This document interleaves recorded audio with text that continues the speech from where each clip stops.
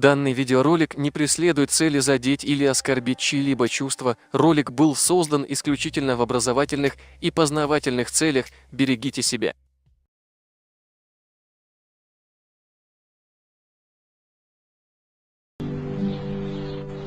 Генерал-лейтенант Кисаневич, командующий войсками Кавказской линии, генерал-майор Греков, первый комендант крепости Грозный. Летом 1825-го здесь, в селении Герзель-Аул, оба генерала были убиты во время встречи с Советом старейшин. Их зарезал кинжалом чеченский мулла.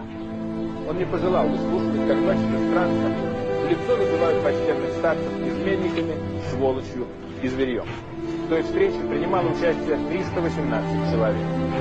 Живым из Герзель-Аула не вышел